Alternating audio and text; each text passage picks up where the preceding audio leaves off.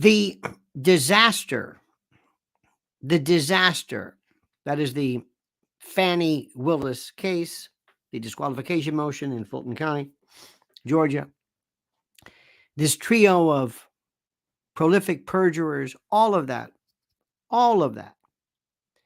is completely missed, completely sidestepped by the fact of what's really going on involving that case. Now, like anything else, whatever you see it as, I want you to take the usual media reaction and dismiss what they are saying. Dismiss what they are saying, because what I'm trying to tell you is simply this.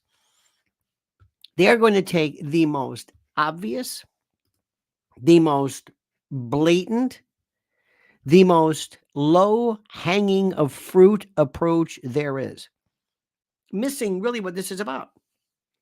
Because what we're seeing right now is something that's being missed. First, there's the system itself. How many of you fine people are asking yourself this question? How is this allowed to happen? Does this happen that often? Is this rare? Is this common? When somebody lies like this, shouldn't there be some way of stopping it? How does this happen? When people lie deliberately in front of the world, is it because they're crazy, psychopathic? Is it just the way we are today? Is it a part of this incredibly horrible, entitled world of self-indulgence? Is that it? Is that how this works? What precisely is this thing that motivates? How do you get somebody like a Fani Willis who doesn't talk to people? She doesn't get advice from anybody. Nobody comes to her and says, "Don't listen. Do yourself a favor. Don't be a laughingstock. Just admit this and move on. You're going to cause yourself more problems." Did anybody tell her that? Or is she so gone, so bereft, so disconnected from reality that she just doesn't care? How does that work? Tell me. How does that even remotely work? Tell me. How does everybody miss what is really going on here? How do people miss the issues here? The legal issue is not whether she had an affair. The legal issue is should she be disqualified? And the next issue, and this is classic critical thinking, IRAC rule. Issue, should she be disqualified? Rule, IRAC, rule. What are the rules of disqualification? What are the burdens that must be met? Who has the burden? What must be shown? How do you rebut the burden? What are the factors we need to look? What does precedent say? What does the law say? What does case law say? What do similar cases show? That's the rule. Next is analyze. Compare the issue, compare the rules, look at them collectively and ask how these things work. And then finally, see the conclusion. The conclusion. Where does this end? How does this all end? What's the ultimate? How do you fix this? Not, is she lying? Not, did he come over there? Not, is he cheating on his marriage? Not. And also, the question that I ask you is, what does race play in this? This is a question nobody wants to talk about. I love it. Everything people don't want to talk about, that's what I want to talk about. Politics and religion, that's what I want to talk about. Race, I want to talk about it. Sex, gender, the unspoken word, no. How much does her race play at all in this? These characters, if these were three, just change only the race. Same personality, same arrogance, same everything. Would it make a difference? Would it? Truly, I submit no. No. No. No. No. No. Not at all. And this kills her. Because the thing I would have to tell Fani in particular is, It's not about race. It's about you. It's not that you're an arrogant black woman. You're an arrogant person. You're disgusting. You're repulsive as a human being.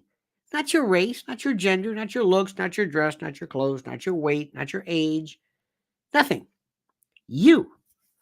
You are repulsive no matter who you are, no matter your gender, no matter your ethnicity. It doesn't matter. You are an absolute, you are disgusting. You're a liar. You're arrogant. You have such contempt for everybody. You think you are above it all. And we've all known this. We've all known this. This is all about you. You did this, not your race. No, no, no, no, no. The notion of racism, like the term anti Semitic, has suffered from metal fatigue, as it's been likened. Metal fatigue. It's been so used and so bent, and so it broke. It doesn't mean anything anymore. It doesn't mean anything. Racism is dead. It doesn't matter. We don't even know what it means. You've been false alarming us for so long on race that nobody cares about it. Nobody is even paying attention to it. It doesn't matter. It doesn't matter.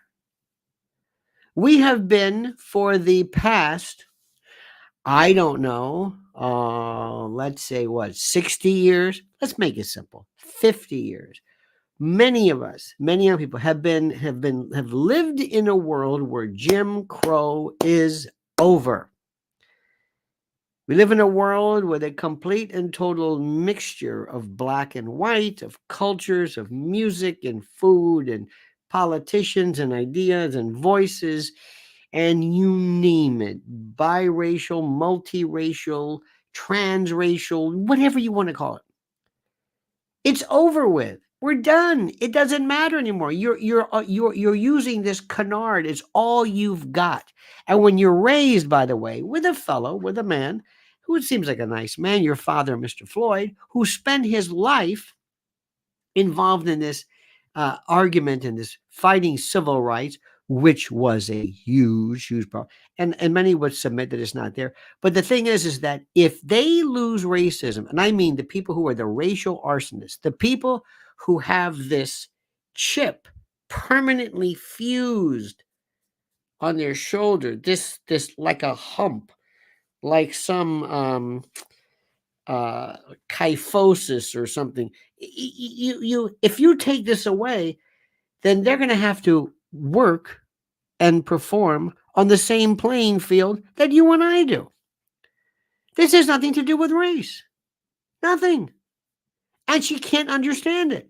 What does she do? She goes to a church, a black church known for, and that is a part of this important historical aspect. This from the civil rights, Dr. King. And she does the usual thing. She has a note. She's reading. She doesn't even know the argument. She's so disconnected with the idea of racism, she has to remind herself on paper because she doesn't buy it. She doesn't buy it. If anything, and I know nobody wants to talk about it, it helps you. Being a black woman today could help you. Don't ask Rachel Dolezal there because she's a trans racist. We'll talk about that some other time. She's using some argument that might have worked. I don't know when, but how dare you try to dredge up, drag out, and review and put this into the same context of Dr. King and civil rights. And you did this. You did this. This is you. 100% you. Not your race. No. That's the thing. That's the best part. You have you have you to blame. Nobody else. Congratulations. That you wanted equality? You got it. This is equality. Now you're going to suffer. And now you're going to have to learn that what you've done What you've done is 100% you. And America has had it. America has had this argument. It's like disco. It's like vaudeville. It's like bell bottoms. It's a fad. It's old. It's done. Remember, during the times of Emma Goldman, Sacco and Vanzetti, one of the biggest fears, this was pre Red Scare, but it was anarchy, anarchists, Sacco and Vanzetti, Emma Goldman, not anarcho-syndicalists, but anarchy. We didn't even hear this now. Did you ever hear about the anarchists? You understand this? What's his name? Michael Malice or whatever? Nobody even understands what anarchy is. It's the same thing. Racism. One day you're going to be talking to your grandchildren, maybe your children, and they're going to say, tell me about this thing. That's right. There were people in our country who were denied employment, denied occupancy because they were black. Because they were black? But now it's because they're white in some cases, because of some weird title shift that being white is now considered not just the minority, but the evil, because you will hear white as a pejorative, an old white man, as an angry white man. MAGA, white nationalism, white supremacy, white populism, white, white, white, white, white, white, white, white, white. And your kids will say, so being black was a problem? Yes, it was. People couldn't go into stores because of this. When was this? I'll show you pictures. This is how alien it is. Because today, I don't know what you're talking about. That argument's done. And I know this completely angers people, because there are people who are hanging on to this like you cannot believe. Don't take racism away from me. Now, don't get me wrong. Racism exists, transgenderism exists, transphobia exists, misogyny, misandry. Yes. How much? That's a different story. How much?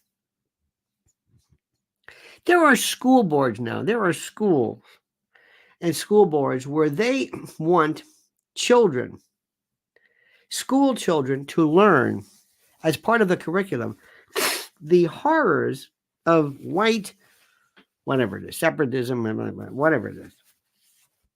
There are politicians today who actually are saying, actually with a straight face, we believe in reparations.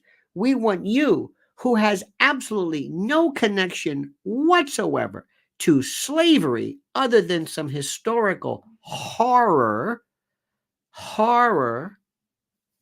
And by the way, I was reading something the other day about was it Gates, the Harvard professor on what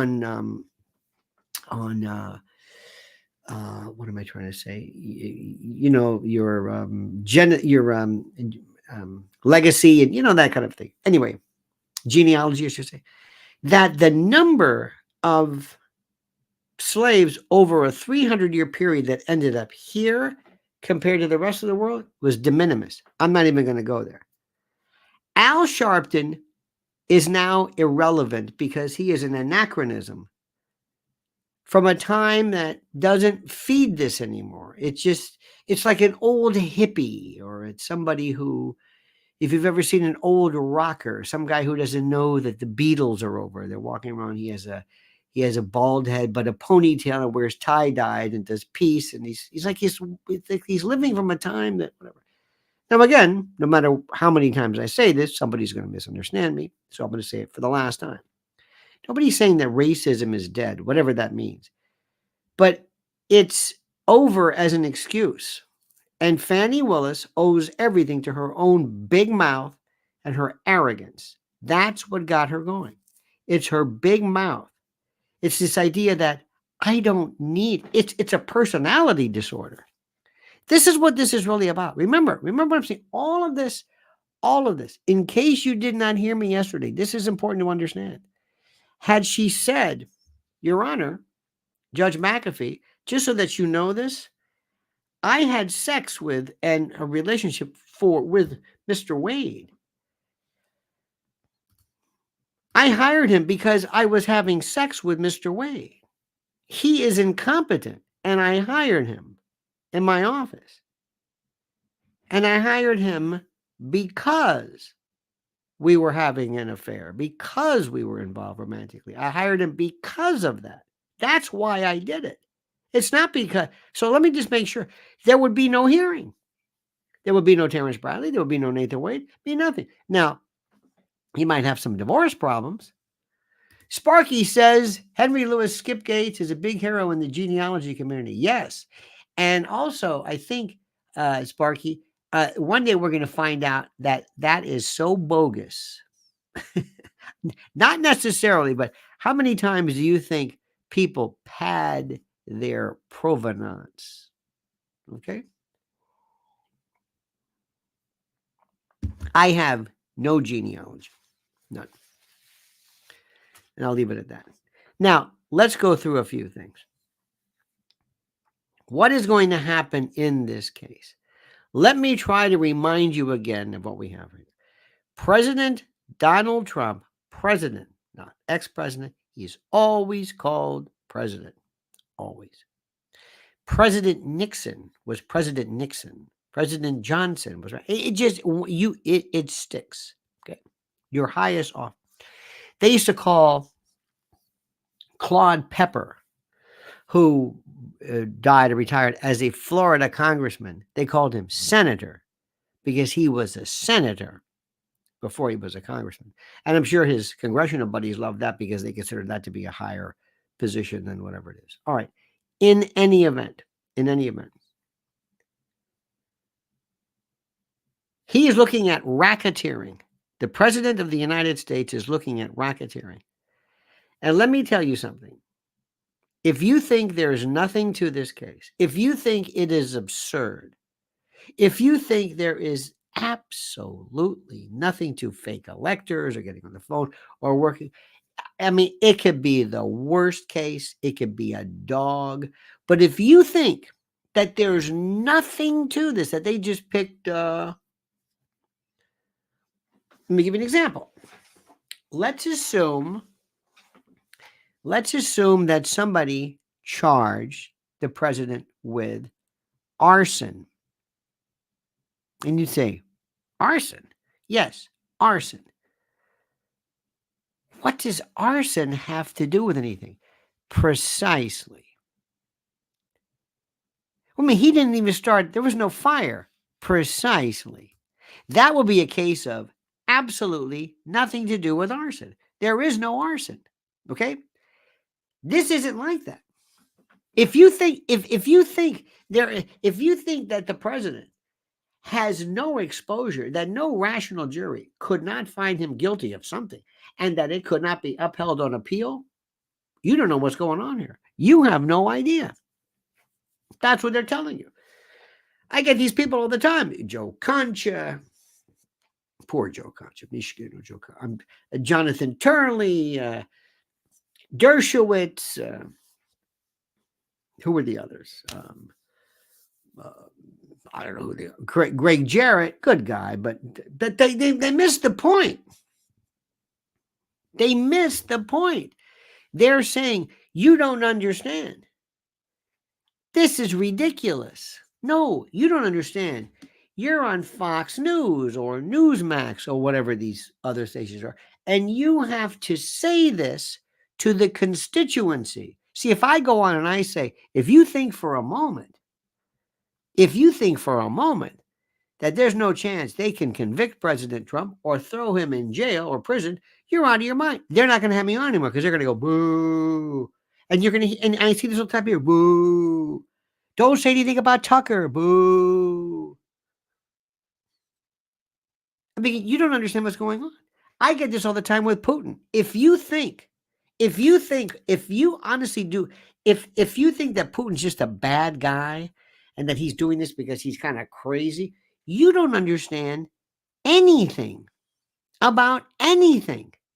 Boo, Putin supporter, Putin lover. No, this is reality. It's realism. I've talked to friends of mine, great. They said, what is this business about Israel being charged with a genocide? I said, do you understand what genocide is under the convention? What? Did you read the statute, what genocide means? I don't want to read. That's crazy. What are you? What are you, an anti-Semite? I get that all the time. See how it works? If I don't like what you say, you're a racist, you're an anti-Semite, you're a Putin apologist, whatever it is. You're just this is where we are today. This nobody wants to know the facts. They just want to hear, like, just tell me something that I agree with. There's this thing about ice cream. Ice cream is a mixture of sweet sugar, salt, and fat that does not exist in nature. It doesn't. Milk is not like that. Cream is not like that. Nothing exists with this salt, sugar, and fat. It doesn't exist. It's created artificially. That's why people love it. It's not either or. It's this thing. And other people say, hey, this is great too. Let's take a potato, let's fry it, throw salt on it. Can we sweeten it up? Maybe. Oh, close. And we'll give somebody, say, ooh, I like this. Even though it'll kill you. Even though it's the worst thing, it doesn't exist in nature. And God would say, what are you doing? Well, I'm frying. Why are you frying things? I'm cooking. You don't have to fry the. No. What do you know? That's who we are. We do the same thing with our news. Tell me what I want to hear. Don't tell me the truth. Tell me, make fun of Fani, make fun of Trump, support Trump, support Fani, whatever it is. And you tune in to your narrow vision so that you will see what people, this repeats. There was a case, I'm not going to mention names. There was a woman who does a podcast, and all she did was make fun of Fani. That's it. Now, I will tell you things that you will laugh at because it's true. I'm not making fun of her. I'm not sitting here, oh, she's so stupid. Oh, she's so fat. Oh, she's so ugly. Look at that hair. No. And by the way, her dress was not backwards, but it was fun to laugh about that. Okay. That's not it. I'm talking about what's happening here.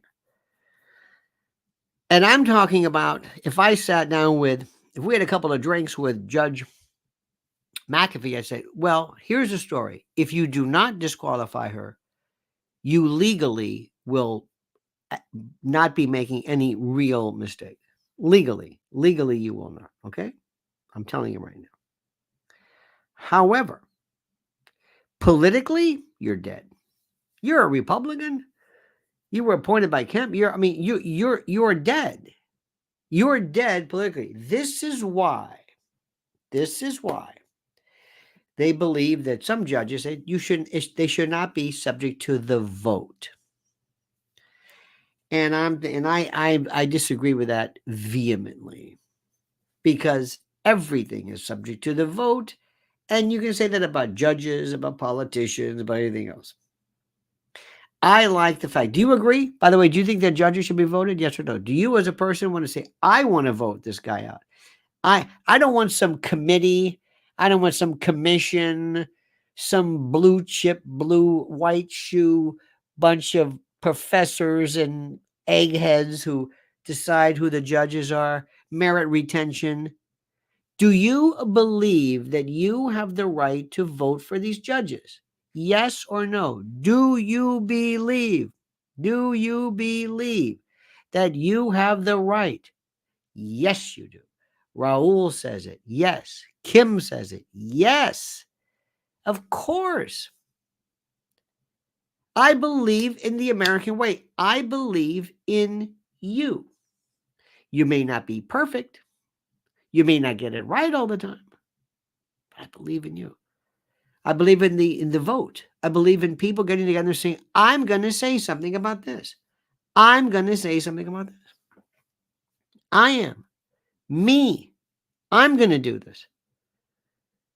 Pretty soon they're going to say, well, we don't think you should vote for. Well, it should be lifetime appointments. What? People have a hard time with it. Federal court, lifetime. I'm not even, it's moot at this point. This is something which is a balance. This is a balance. This is something which I can't put into words. This is something which is so good here. I'm going to say this again. This is the most important part. Fani Willis is demented. She's this weird personality. She's this entitled. I'm not going to use words that I think you could go crazy with it. And people say, "Oh, you're being misogynist." No, I'm not. Look at this. Our good friend says, "Watching from Australia. Thanks for the content." Thank you so much. Let me see. It is 1:10. It's about 12:30 at night, right? Roughly midnight. It's like 12 plus 2 or something. God bless the Aussies. God bless them. An attitude. Sky News is bad. CBS Australia, 60 Minutes Australia is the greatest. It's an attitude. See, they think differently. You ever see Mr. In Between? Love that. I think that's Mr. In Between. Love it. Anyway, so we go back in this. So I would tell Judge McAfee, you're done politically. If you do this, you're through. You're through. Now, legally, you can go either way. Absolutely. By the way, there was a great summation that somebody thought of a judge who was talking about things that she did that were wrong. No. I love this, T-Mom. You are awesome. Love this channel. That means more than anything else. Thank you for that. I appreciate this. Give me an example of this. This is the most important. There was a lawyer who was saying, and I would love to be the judge, and I would say, by the way, excuse me, all the arguments, unless you're addressing conflict of interest. Conflict of interest. Don't tell me where she did something wrong. I know that. This isn't the bar review. This is not a disciplinary court. This is not anything like that. Tell me what she did that would warrant and necessitate removal because of a conflict of interest.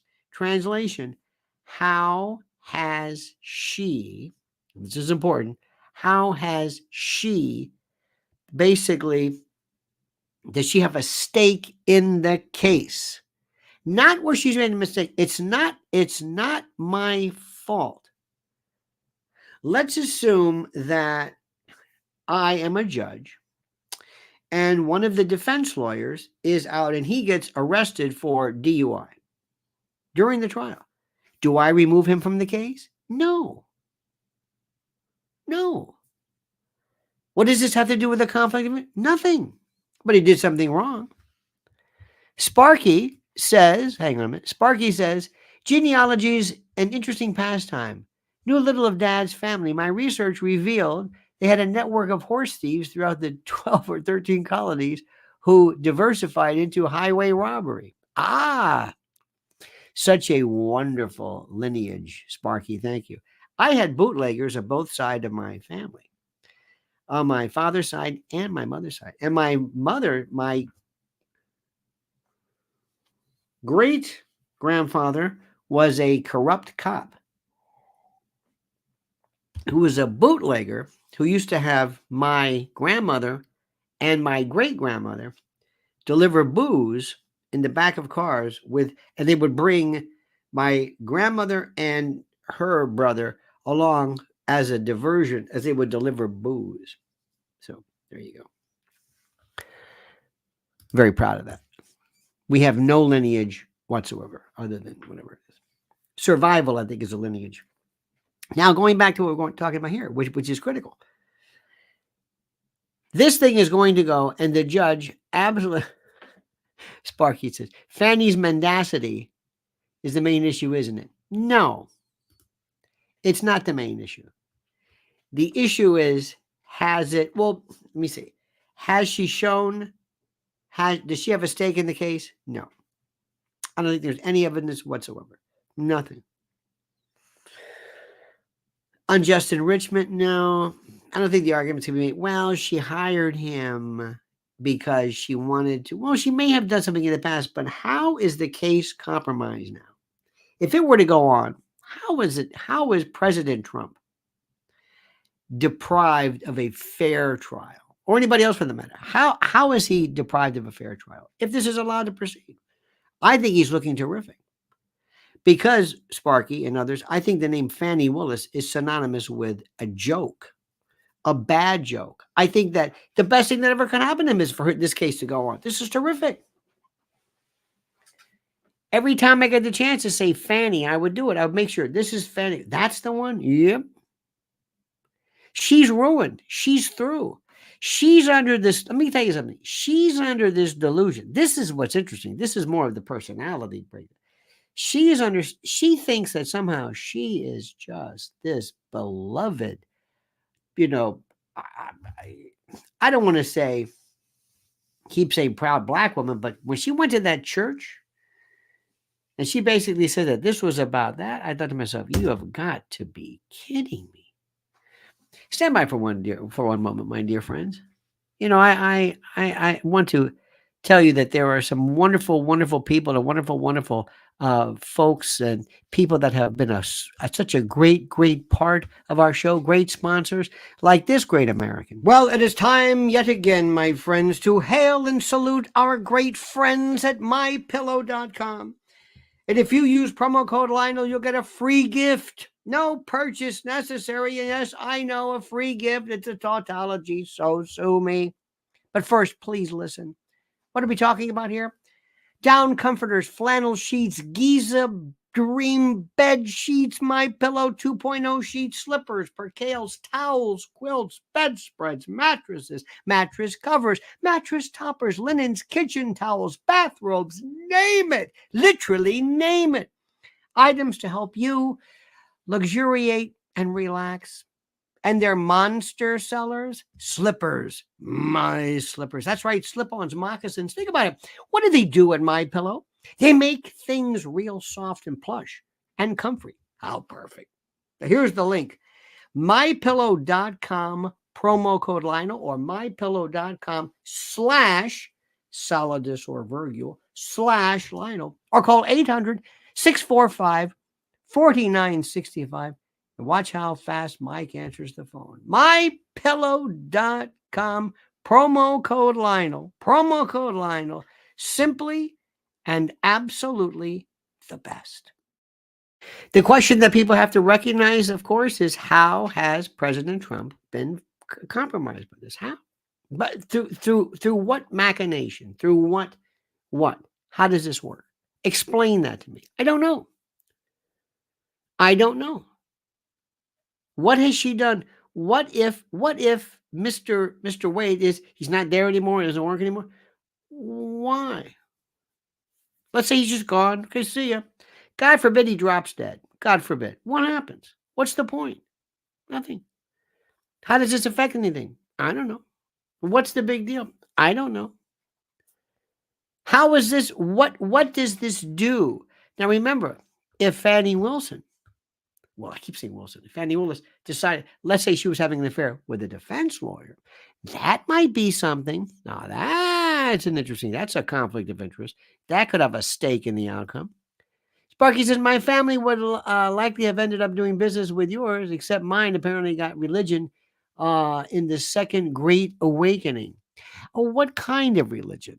But I appreciate what you're saying. Thank you for that. Were they Muslims? Did they become Zoroastrian? No. Now, let me explain something. Here's what happens next. Somebody's going to sit back and explain to Fani what she did. She doesn't understand this. You do understand, right? She has no idea. She says, these racist, ugly, because I'm a woman, I'm black, I'm successful, I'm beautiful, they're arrogant. It's not me. It's not me. This is a behavioral problem. This is almost like it's not psychopathy per se, but it's something very, very similar to it. It's this inability. She thinks she can talk to it. Did you see yesterday when she was sitting there watching, kind of watching this with a look of contempt? She exudes contempt. If this was a movie, they would say, let me show you something. Fanny, this is you on video. See what you're doing? Yeah, you can't do this. You come across like an absolute buffoon, like an arrogant. People hate you. And let me tell you something. Number one, do you know who hates you more? Let me ask you a question. Who hates, look at this, Sharon from Edinburgh. Welcome, Sharon. Sharon and others, who hates, when I say hate, dislike, who dislikes and hates Fanny more, men or women? What do you think? Who looks at her and says, oh, God, men or women? Yes. Yes. And by the way, Bobby, I want to know about how she got her millions too. How did you get $8 million? You've never had a real job. You were a municipal job. How did this happen? I think that's relevant. Who hates women? Women. Sean says women. Who hates them? Women. Women. Look at this. Team mom. Women. Yep. Protected 20. Women. Women. Women. Women. Women. Women. We are super pissed off about this. I guess women. Women. Women. Women. Women. Oh, by the way, I must say this. My friends, I need at least 9,000 likes. I need 9,000 likes. I know that may sound like a little bit too much for you, but I just need 9,000 likes. Thank you very much. It helps tremendously, as you can imagine, this algorithm. They're constantly reminding us about this algorithm. We have to remind you to the point of being obnoxious, and I certainly understand that. Our good man Okira says, why is MSNBC and CNN framing this case as if Fanny didn't do anything wrong and that the case is weak? Okira, thank you. It's a good question. First of all, the case, number one, I think in some respects is weak as to conflict of interest, as to being DQ'd or disqualified for conflict of interest. That's number one. However, it is not weak when it comes to this other catastrophe, this judicial cancer that she created out of nowhere. She has so compromised the integrity and the respect of the court. I don't think, put it this way, if I was a judge, that the people of Fulton County can get a good job, a fair trial. Similar to this, there's this move always for a change of venue. You know that? Change of venue is never successful. And the reason why is that where are you going to go where people never heard of this, especially this case? You can go to Alaska. They've heard about this by virtue of the internet and everything else. And the reason for this is that have you so tainted the jury pool? Can the people remember? It's the people of Georgia versus, but particularly Fulton County. Those people, through their elected official, through their DA, their district attorney, Fani, are they able to get a fair trial? No. I'm not worried about Trump. I'm worried about her.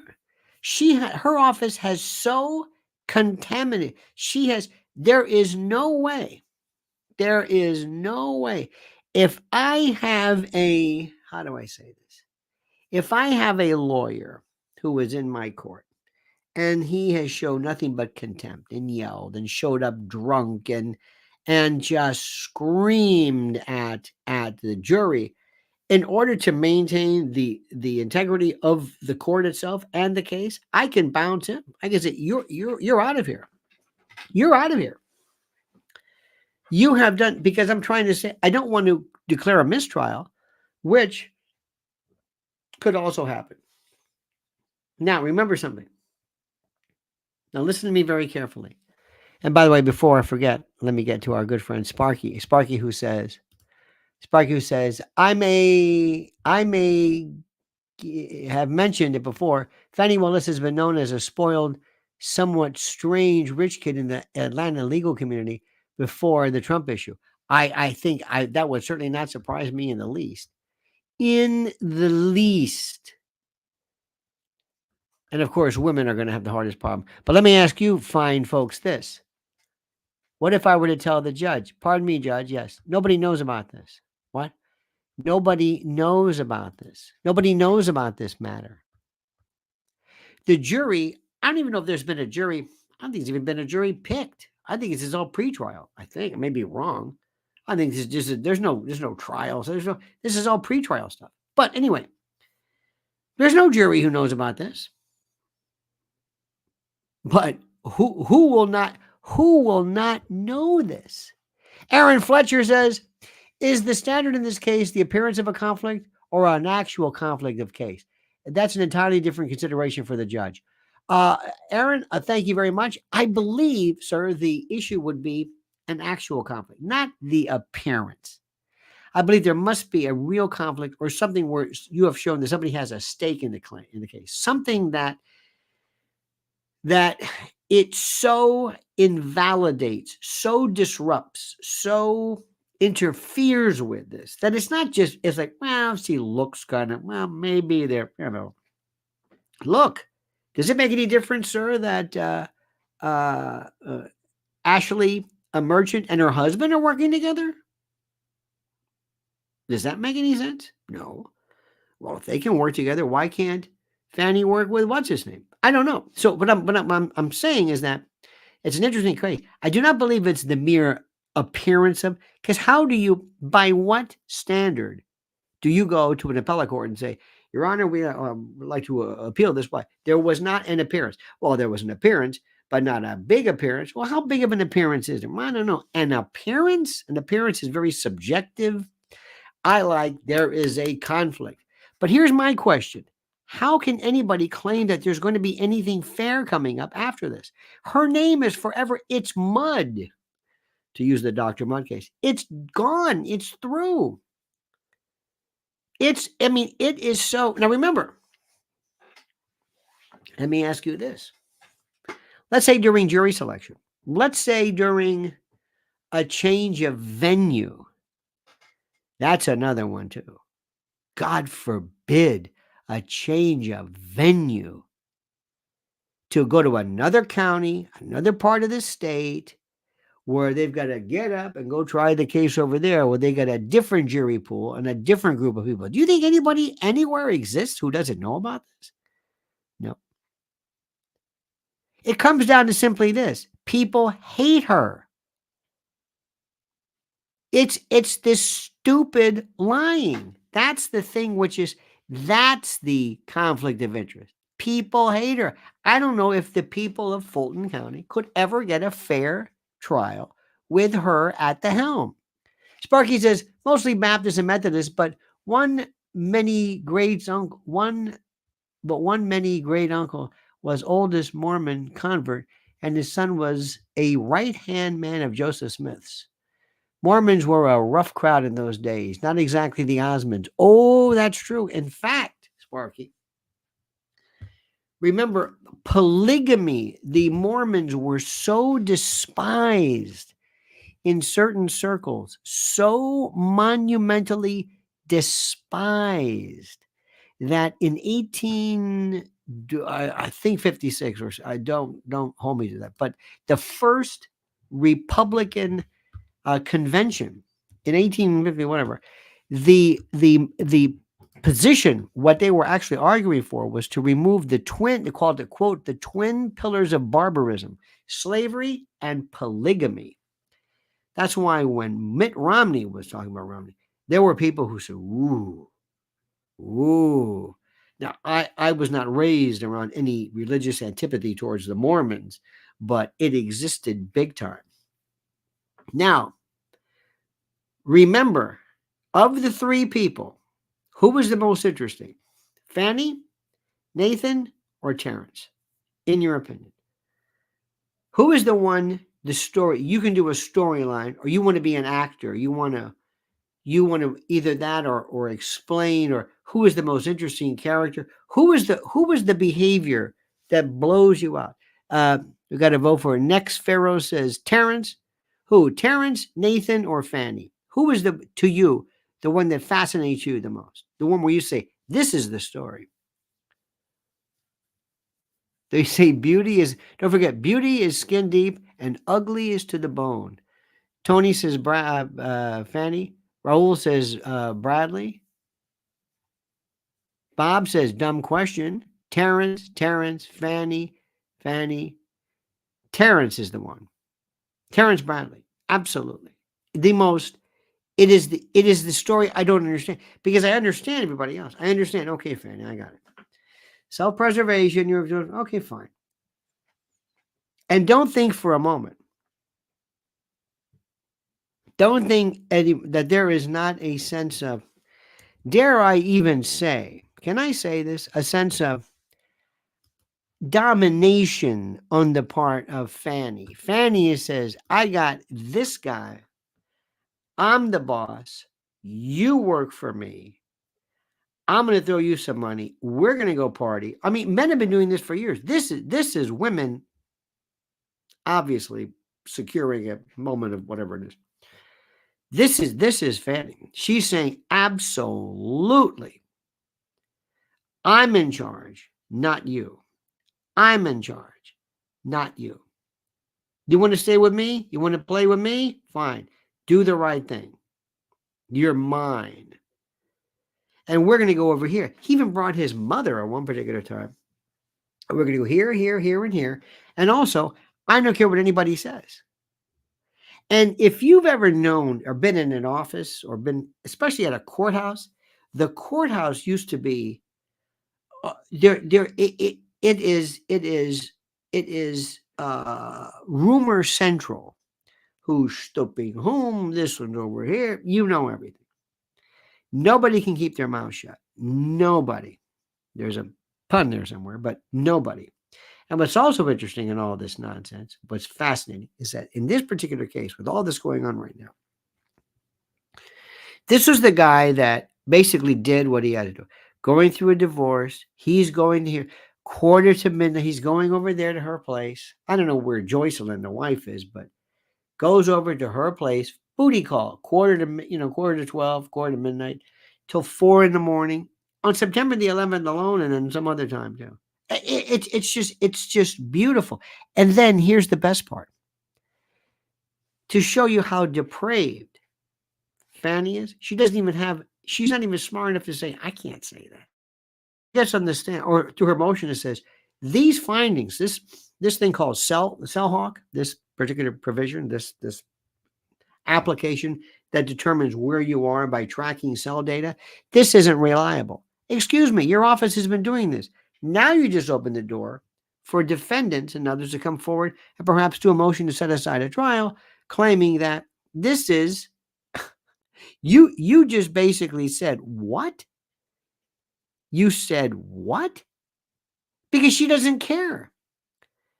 And she says, just because you've got this cell mark or cell hawk data that shows he and his phone went from this area, which could or couldn't have been his home, to this part, which could or couldn't have been where I am within a particular cell distance, that doesn't mean anything. No, Fanny. In the middle of the night, for reasons we don't understand, almost before midnight, Mr. Wade, using his phone, that is his phone, happened to be around his home. Don't know if it is. Maybe has another house. Maybe he was sleeping in his car near his home. So he left near his home to go near your home at a quarter to midnight and stay there until 4 a.m. and left near you. Who knows? Maybe there was an all-night laundromat there. Maybe they were playing pickleball late at night. I don't know. Maybe he has another mistress. Maybe he has another booty call. I don't know. You're right about that. No reason to think it's you, even though it's within this particular area. It goes from here to Hateville or whatever it is, right there. And then once he gets back home, he calls you. A lot of late night stuff going on here. I'm surprised you're in any shape the next morning. This is how they don't care about insulting you, because Fanny just says stuff. It's like a child. Sparky says, hard to believe that such an S show could have been concocted, even by Intel. But the Fanny Willis affair has been quite the distraction. From what I'm not sure, maybe everything. Well, I would love to think, dear friend, that this was somehow the concoction of Intel deep staters and the like. I do not believe that. I think this has happened. I don't think Ashley Merchant ever knew this would even go this far. I don't think she ever imagined it for a moment. But here's the best part. This is the best part. The guy that I love is Terrence Bradley. And I would love to say, Terrence, did you have any beef with Wade? Nathan Wade? No. Did you? I know you were let go. Presumably, we find out because of a sexual assault allegation in the law firm against some worker. Did you hold a grudge against Wade for that? Well, not really. And isn't it sad that that even came out? That came out by virtue of Anna Cross, who represents Fulton County. Now, here's the best part.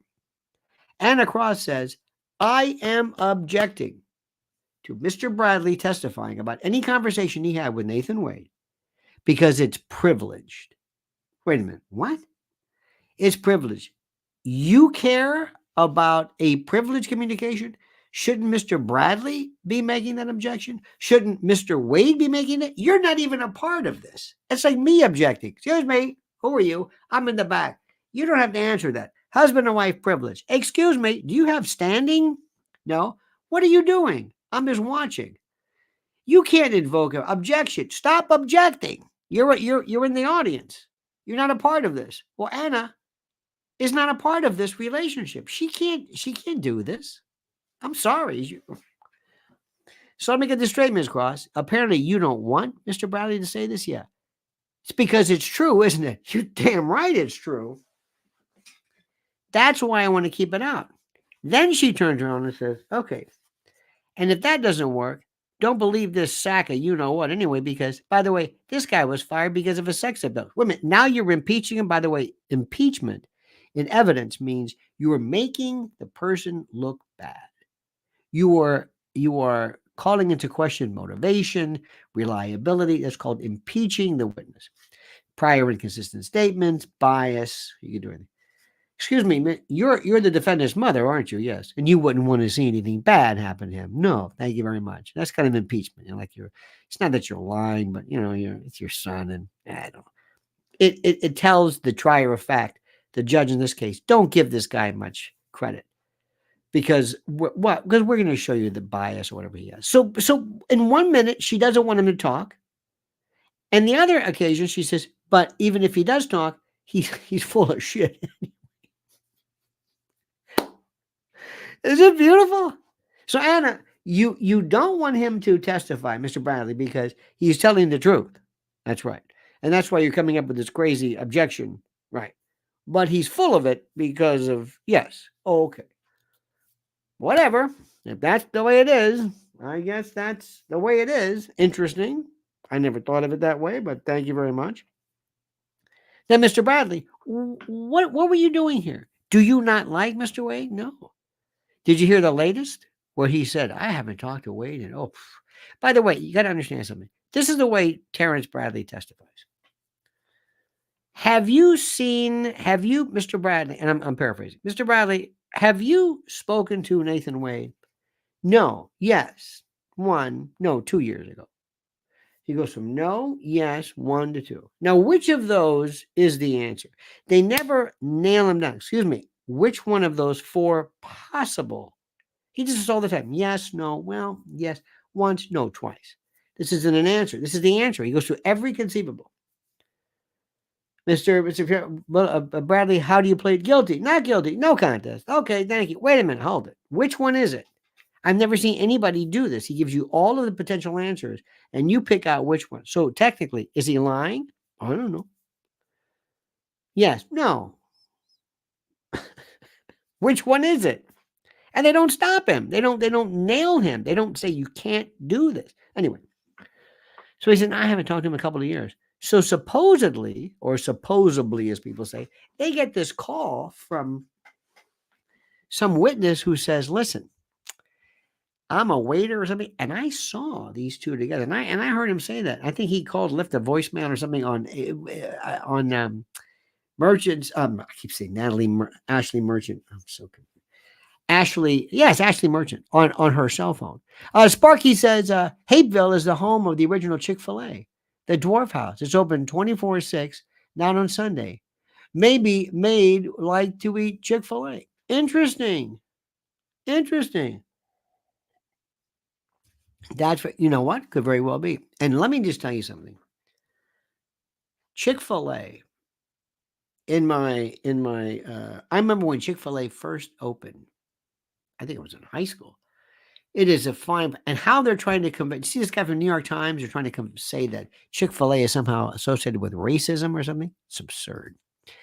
So what says Judge McAfee is young with a young family. I fear the White House may threaten his future unless he dismisses the case. Almost is so America is so corrupt now. Well, put it this way. That's a very good point. And thank you for that. America is beyond corrupt. It's so corrupt, it's not even funny. There are always political considerations in this. Here's what they're going to say. First of all, Fani, you're done. You are done. No future judgeships. She might win re-election, interestingly enough. No future judgeships, no governor, no nothing, no federal judge. Even in this bizarro world of the people that Joe Biden has nominated for the judge, not even that, not some more. Number two, they're going to say to Judge McAfee, listen, if you DQ this, you are going to be the hero of the Republican Party. Plus, you can hide behind your decision as a judge or your position as a judge. So you can do this. If you don't, and you let her continue with this, you are dead with your Republicans. And the Democrats don't give a damn about you one way or the other. So there's no threatening here. There's no threat. Okay? Trust me. If you go ahead and you disqualify her, you're a hit with the Republicans. The Democrats will hate you, but they're going to hate you anyway. Aaron M. Fletcher says, what do you make of Judge McAfee saying he made up his mind already at the start of the closing arguments? That is not a good thing to say. You should never say that, even if you believe it. I think, very frankly, I would have my position, and this would be, I am not going to disqualify this Willis because of conflict of interest. I'm going to disqualify your entire office because this case is so corrupt that I am telling you, the court believes nothing any of you says. You have lied to me repeatedly to the point, and this has nothing to do with this. This is me telling you. I am telling you right now, I'm either going to have to recuse myself, and correct me if I'm wrong. He must be the trial judge in this because I think I don't think he'd be handling this pretrial motion stuff and not do the case. But anyway, he's got to be able to say, I don't believe anything you've said.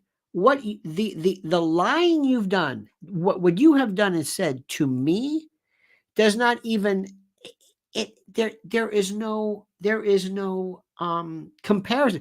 Nothing can explain the degree of contempt that you've shown this court by virtue of these lies. Mr. Willis, you have lied about having cash. You have lied about everything. You have attributed this to people hating you, race. What you did in terms, I'm also going to refer you to the Georgia Professional Ethics Committee, because what you did was, it is clearly written that you cannot utilize, you cannot propound the notion of racism and the like in a matter that you were handling as district attorney. Letitia James in New York wouldn't have done that. Nobody would do this. Nobody. This is so, I'm not even sure if Tiffany Henyard from Dolton, Illinois would have done that. Nobody does this. This woman has nothing but contempt.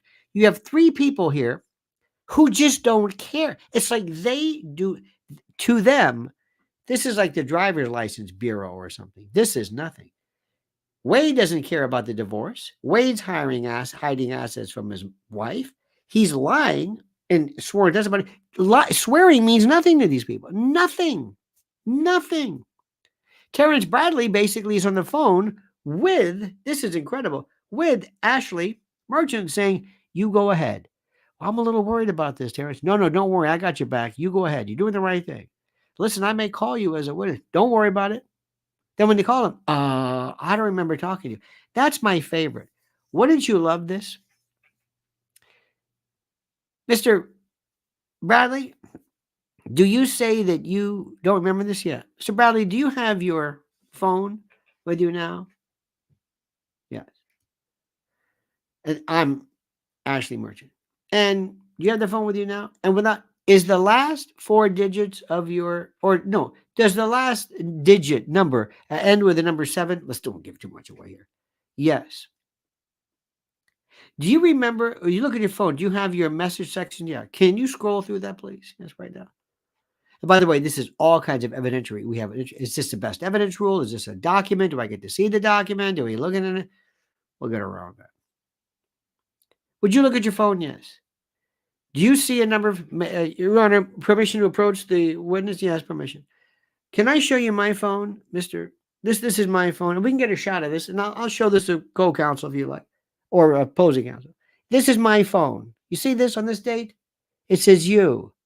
And I say, this scares me. This is an important case. And you, or at least somebody calling from your phone number says, go ahead. Or is this you? I don't remember. Excuse me. Give me your phone.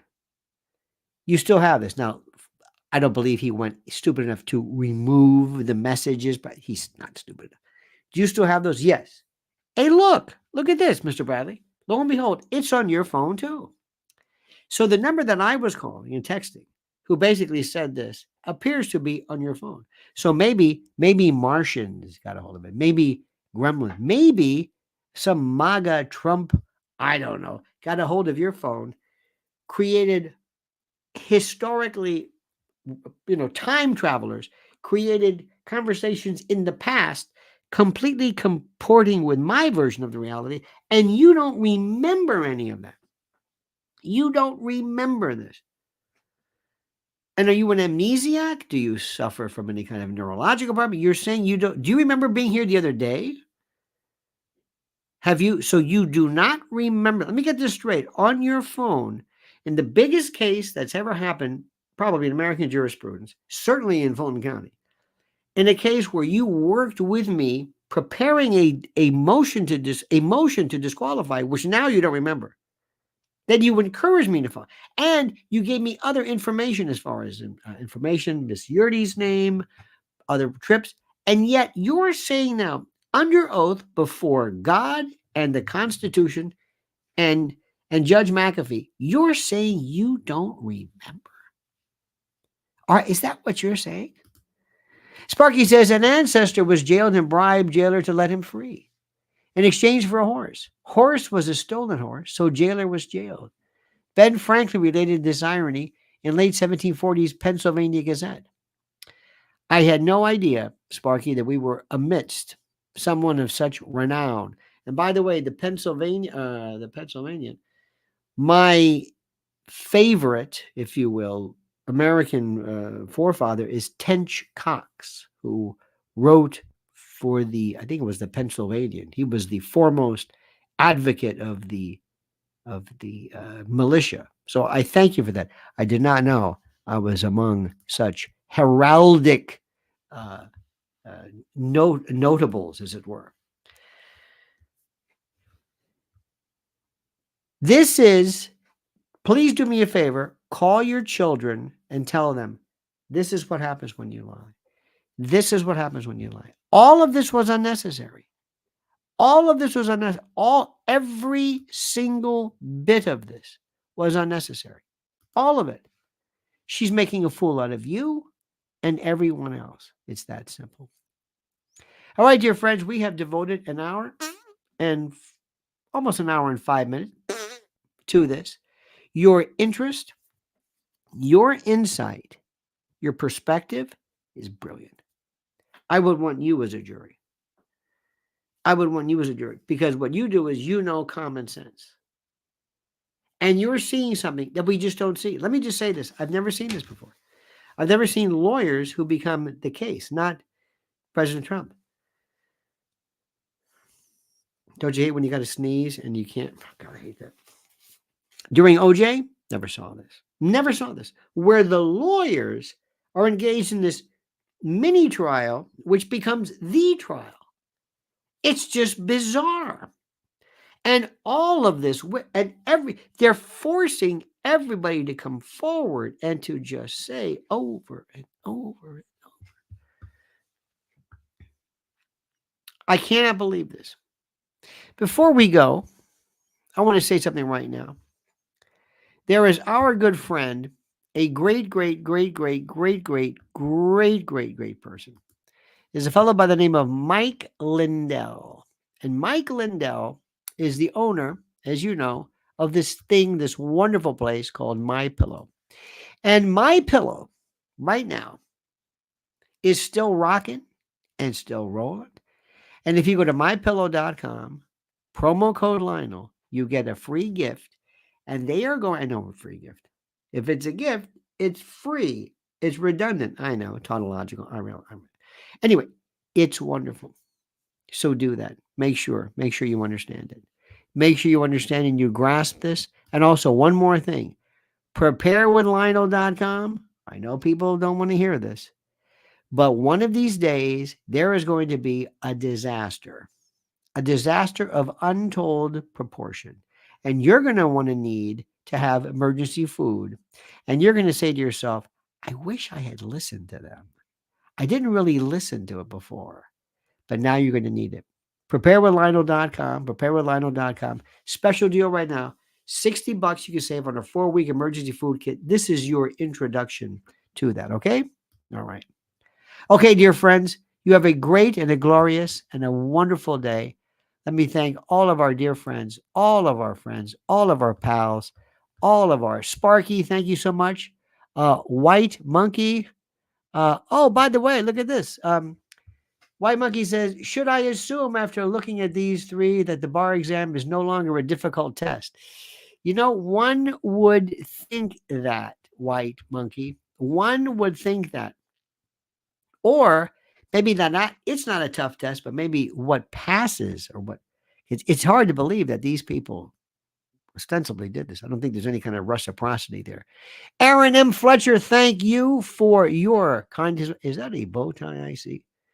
I cannot see. These thumbnails are so de minimis in size.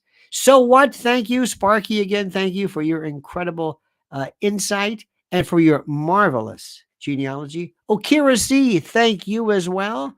And let me see, who else do we have here? We have, Asaf Zeltzer is a new member here.